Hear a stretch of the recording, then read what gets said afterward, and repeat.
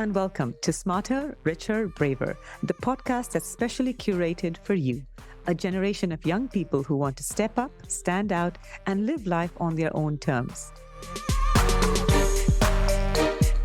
A generation who aim to do better, not just for themselves, but for humanity as a whole. A generation who aim to be smarter, richer, and braver, because that's exactly what the world today needs.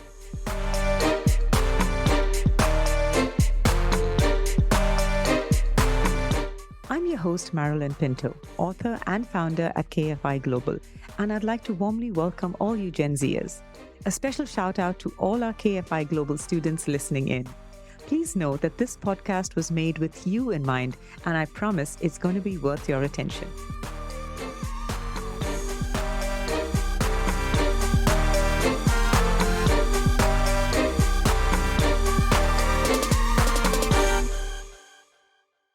This podcast is strictly for those 25 years and younger. If you are older than that, please listen at your own risk. Common side effects include regret and anger for not having heard this earlier in your life. Today, we're going to delve into a really important but often ignored issue. It's something most youngsters like you don't get enough of, and many of you think you can do without. But it's crucially important to so many aspects of your life. Today, we're talking about sleep.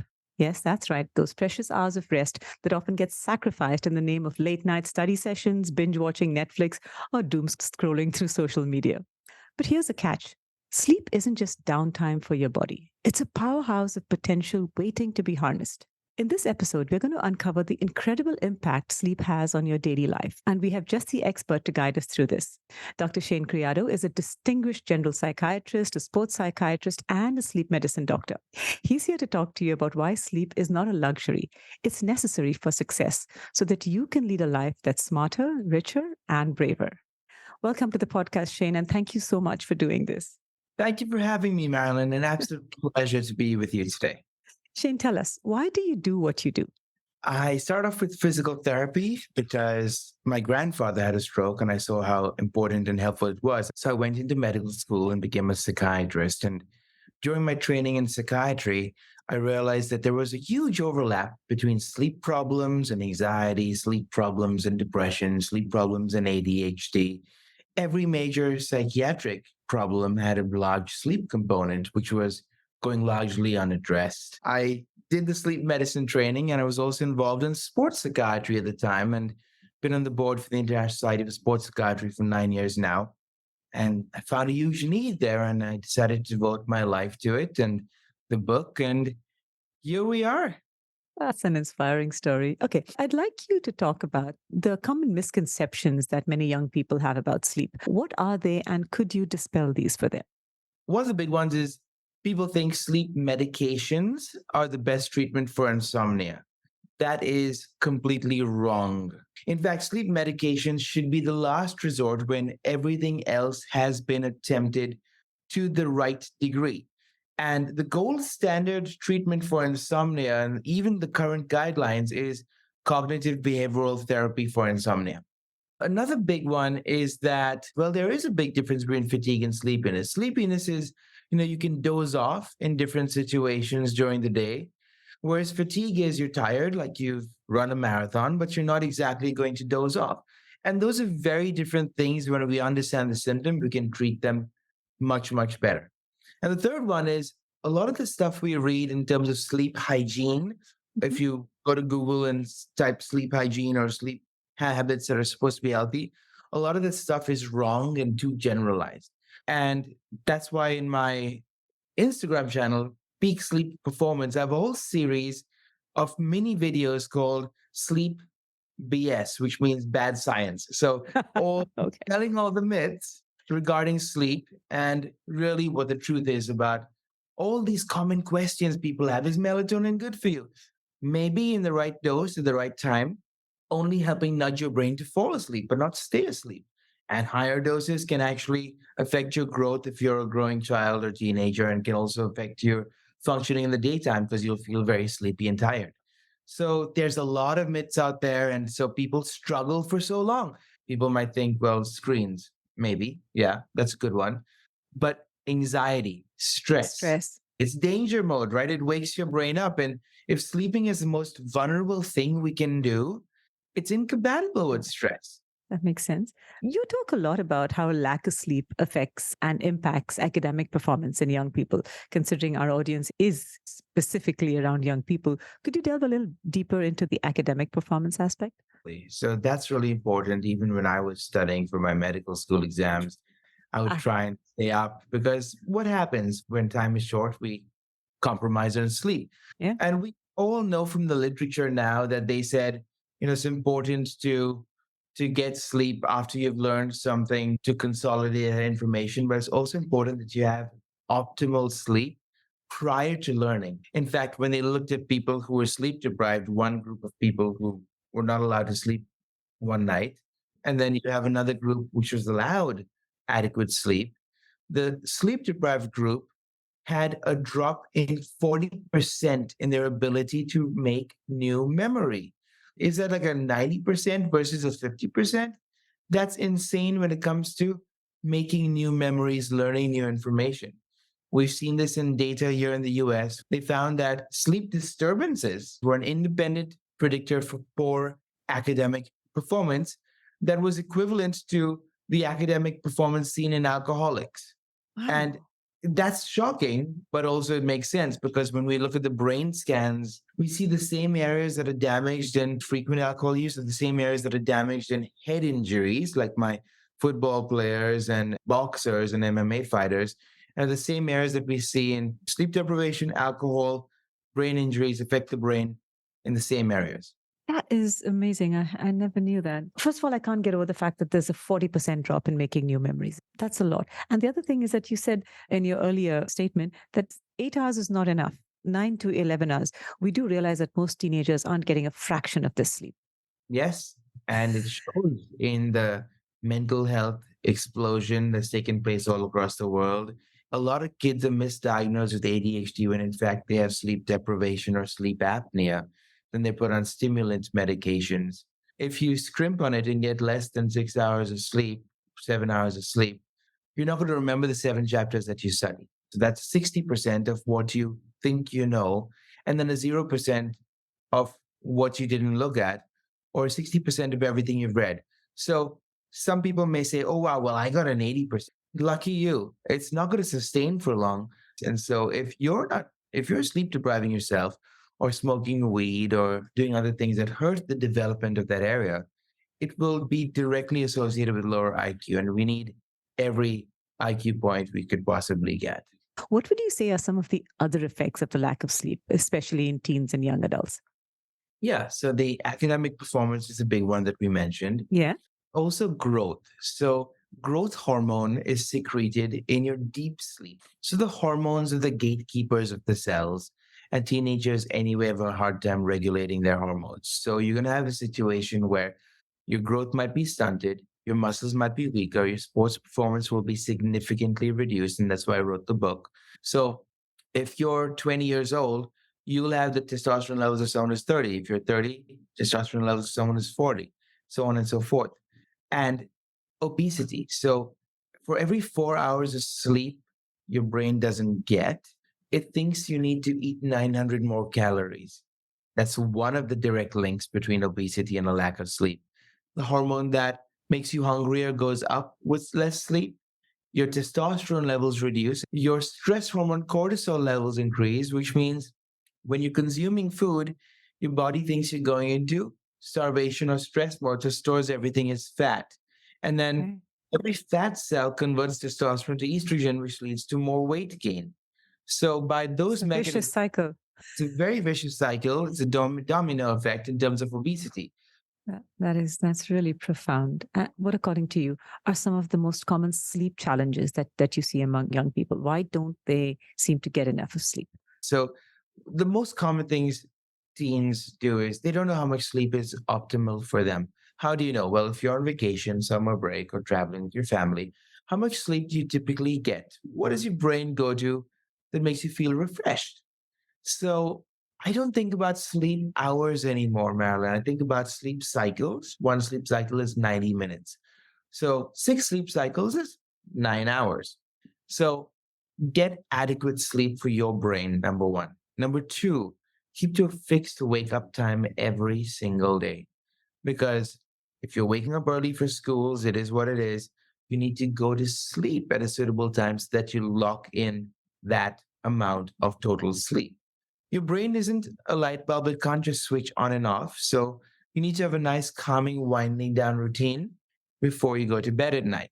Say, for example, you need 9 hours of sleep every night, and on a Friday night, you spend some time with the family or your friends, and you're typically waking up at 7 in the morning and going to bed at 10 at night, and now you've gone to bed at 12. What do? Get out of bed at 7 in the morning the next day. Now, why? Because it doesn't push your brain into jet lag. Will you be sleep deprived? Yes, a little bit, around 2 hours. So you might function great for the first few hours in the morning, but then in the late morning or early afternoon, you Maybe might have a little crash. sleep, right? You'll be crashing. Just lean into the crash.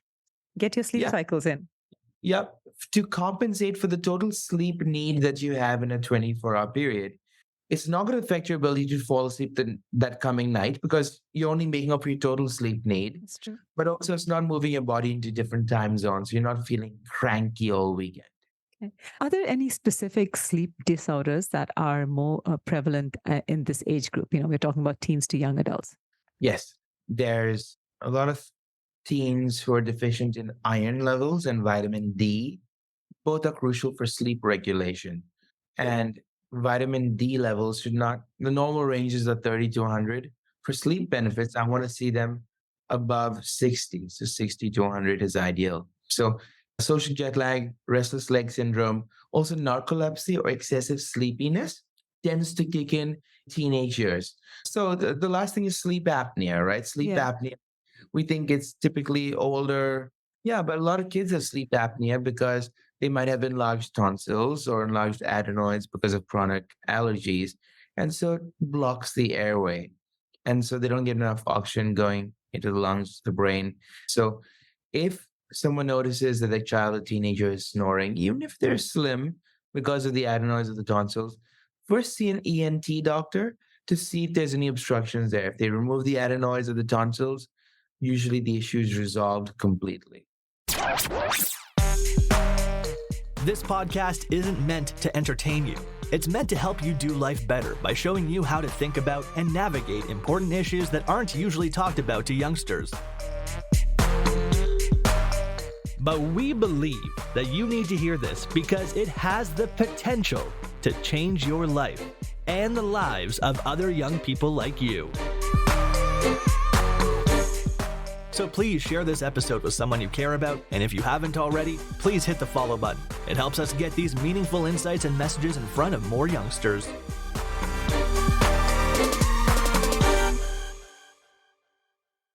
Napping is a common practice among students. Could you explain the optimal nap duration for enhancing alertness and how it can fit into a young person's daily routine? Yes. So the first aspect of napping to remember is, well, why are you napping? So if you're feeling sleepy, work on getting that optimal sleep. If you're still feeling sleepy during the day, it might be a sign of something else like sleep apnea or narcolepsy. See a doctor. If you feel that, you don't have a major sleep issue, you're waking up refreshed, you're getting enough sleep, but during the afternoon, you just feel like crashing, you feel super tired, a couple of things to do. One is, focus on slow carbs and high protein meals so that you have more sustained energy throughout the day. And the other is a strategic nap. The ideal nap is 20 to 30 minutes. That amount of sleep will allow you to wake up out of a lighter stage of sleep rather than a deeper stage of sleep, making you feel more tired. And that amount of sleep has been shown in a NASA study as well to boost alertness in their pilots, 26-minute naps, boosting their alertness by 54% and their productivity by 34%. That makes sense. Okay. In your book, Peak Sleep Performance, you talk about the importance of sleep in improving an athlete's performance. Could you explain this further? How does sleep impact factors like stress reduction and human growth hormone release, specifically for athletes? Yeah. So growth hormone is released in deep sleep in the first half of the night. And that's why you need enough deep sleep and need to go to sleep on time. Testosterone levels peak circadian rhythm wise around 8 a.m. So If you've had sufficient sleep during the night, you wake up, you're ready to go, and your testosterone levels peak and you're golden. Now, those are just hormone implications when it comes to athletes, right? We need testosterone, we need growth hormone, they're anabolic, they boost muscle growth and functioning. But what else can it do? So there's two ways of going about it. We can think about the damage that poor sleep does to your sports performance, and we can think about optimal sleep and how it helps your sports performance. So when it comes to optimal performance, we think about your total sleep need, timing, strategic napping, and we found that it improves every aspect of sports performance from peak power output to endurance to reaction times. Jump velocity improves, subjective performance improves, endurance improves. Think about marathoners, think about basketball players. Alertness is crucial and cognitive functioning for memory retention. If you're playing a team sport like football, you want to know what the opposing team is going to do. It's like a game of chess, tennis, especially as well. We find that there's quicker return to play after injury as well with optimal sleep because inflammation reduces. Your muscles are building in your deep sleep, so are your bones, and inflammation is reducing, which means better tolerance to pain, which means quicker recovery from injuries as well. All right. Can you talk a little bit about the link between sleep deprivation and the increased risk of injuries among athletes? Yes. So, why do people have more injuries or more injury risk when they're sleep deprived? Well, they have faulty ways of going about stuff when it comes to jumping and movements, so they can increase their risk of injury. Number two, if your reaction times are reduced, you can't see someone coming at you out of the corner of your eye and you can be hit, knocked down, your brain can be injured there. Also, if you're sleep deprived, we know that in sleep, your bones are building their strength and remodeling themselves. Muscle tissue is being repaired and added to the body. Cell repair at the cellular level. Immune function is improving. Your growth hormone, which builds muscle and testosterone, also improve. And your brain clearance mechanisms are kicking in. So your body is recovering and recuperating while you're asleep. So if you get less sleep, your body isn't going to recover fully. Wow. Okay. Nowadays, sleep tracking, using wearable devices are quite popular among young adults. What are the limitations of these devices and how can these individuals make the most out of the data they collect from these trackers? When I was writing my book, Peak Sleep Performance, I devoted a whole chapter in the draft, the initial draft, to wearables, and I'm not a big fan of them. But there's a good reason why these devices are not FDA cleared because they're consumer grade devices. They're extremely imperfect. And so I sent the draft of my book to a few very prominent names in the sleep world, and they all said, "Oh, you shouldn't say this about sleep trackers. They're useful." I said, "The data isn't there." I'm not a fan of sleep trackers. I'm old fashioned because I want every person I work with, every person who listens to me or podcast or reads a book, to be attuned with your own body. Don't follow the tracker. Know your body, understand your rhythms, and adjust accordingly. This isn't hard to do. So if you do have a tracker and you like the tracker, great. It's okay as a rough measure of total sleep and total wakefulness. But if you're trying to see, well, deep dream, light sleep, waste of your time and energy, don't do it. So you're saying, use it if you have to, just to make yourself feel better, but don't depend on it. Learn to trust your own instincts with regard to how you're feeling whether you've got enough sleep or not. Am I right?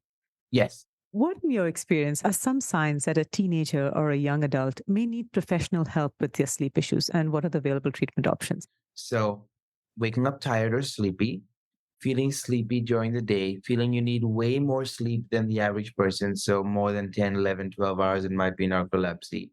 Snoring or someone tells you stop breathing at night, sleepwalking, sleep talking, and also underlying issues. So if you have nightmare disorder or a traumatic experience around nighttime, so you're afraid, if you have bad anxiety, if you have depression and you're staying in bed too long, those things need to be addressed because those behaviors, staying in bed too long while not sleeping, is going to make your brain think it's okay to be in bed and be awake and worry and think negative thoughts. It's going to trick your brain to thinking it's okay to do that in bed. And anxiety will sabotage your ability to fall asleep. So get the underlying factors treated. That's my number one rule when I see any person I work with. Fix sleep timings. Mental health. What can you tell us about the link between sleep and mental health? I know you alluded to this briefly, but I'd like you to go a little more deeper into this. Absolutely. So if you have anxiety, your brain is in danger mode, you're going to have a hard time falling asleep. But if you get less sleep, The parts of the brain that regulate rational thinking, the frontal lobes, don't work properly. And the areas of the brain, the temporal lobes that regulate your emotional pendulum, don't work properly. So you can fling into ups and downs of the mood, catastrophe, overwhelm, defeat, irritability, frustration. And then that leads to more stress hormone release, cortisol, and that worsens sleep. That's anxiety and sleep. When it comes to ADHD and sleep, I told you a lot of people are misdiagnosed with ADHD when they have inadequate sleep because the frontal lobes don't work properly.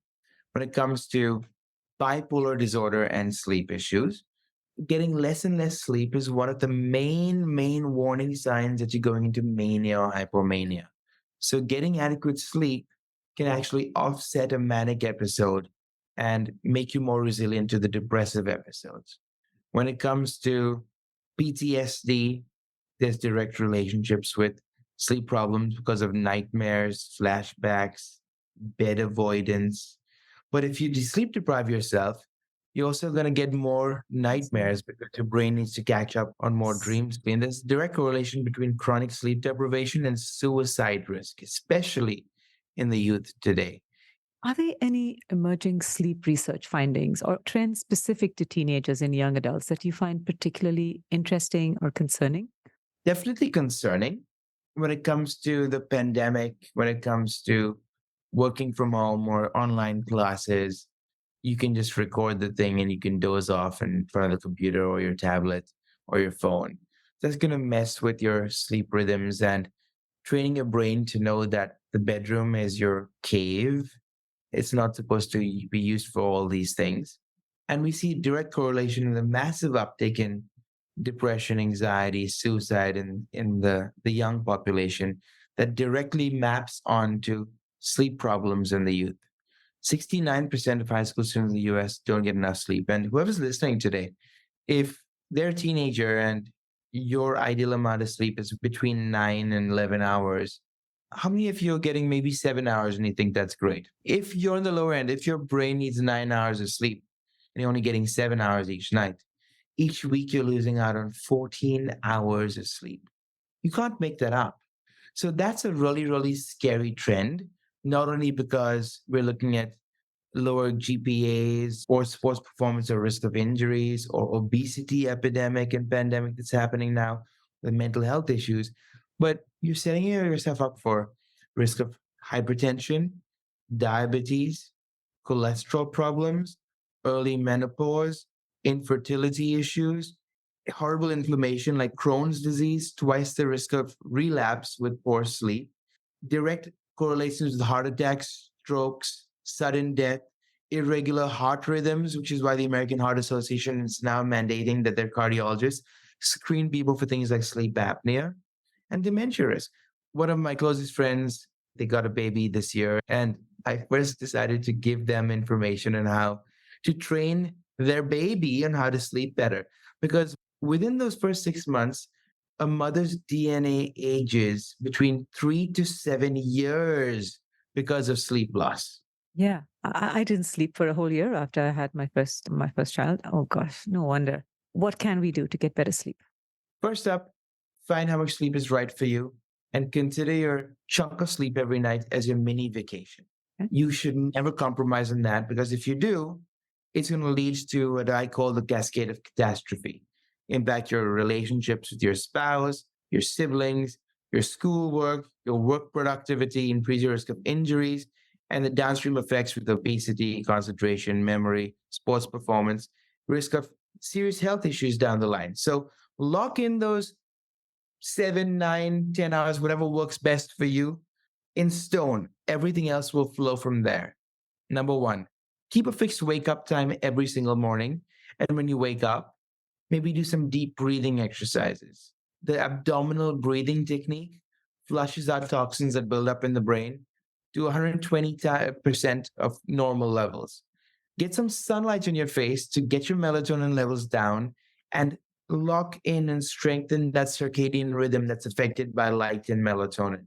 And if you feel that, it's a very high paced job or work that you're doing and your brain is kind of tapping out, running out of gas, and you need a strategic nap, get the strategic nap at a fixed time for a fixed duration. And if you can't nap, Do deep rest strategies like a meditation or a physiological sighing breathing technique that calms the nervous system down.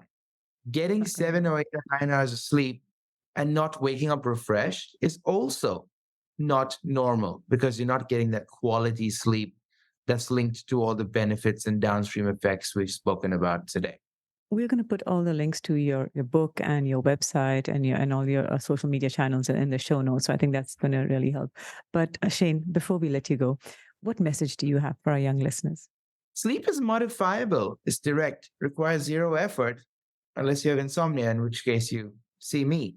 So I work with individuals to optimize their sleep individually in precision medicine. I work with athletes to improve their performance. I work with companies and organizations to have sleep friendly spaces, nap rooms, schedules to improve their employee. Okay, what kind of shifts are you doing over there? I work with architecture firms and interior designers to design sleep friendly spaces, not just mattresses or pillows, but also grounding technology, EMF blocking technology, and more. I've spoken with school systems to train their staff to screen students for sleep issues and how to address them. All right, guidelines for organizations, and sports teams. So, whatever your need is, there is practical, not just a Google search, there's practical, tangible help catering to your needs. So, step into it. Take the help that's available to you and change your life. Sleep is the greatest gift that God could have given us. He just forgot to give us a user manual, but we do have it now. Shane, thank you so much for that. I'm sure our listeners are going to benefit a lot by that. Thank you so much for being on the podcast. And I really hope we can welcome you back soon. Thank you. It was an absolute pleasure, Marilyn. Happy to come back and join you anytime you need. Thank you for listening. I want to help you use what you learned here. And the best way to do that is to get a podcast buddy. That's someone who also listens to this podcast. Then talk to your podcast buddy about the one takeaway from this episode that resonated with you the most. That's it. That's all you have to do. Remember that much of what is talked about on this podcast is stuff that's not typically talked about to young people, and it should be.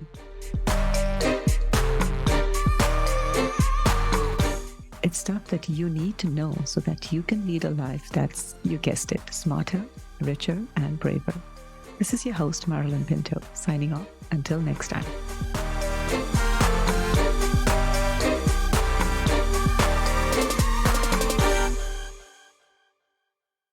If you have any questions or topics you'd like us to broach in our upcoming episodes, please email us at smarterricherbraver@gmail.com. And if you'd like to sign up for one of our award-winning programs, go to kfi.global and check out our upcoming schedule.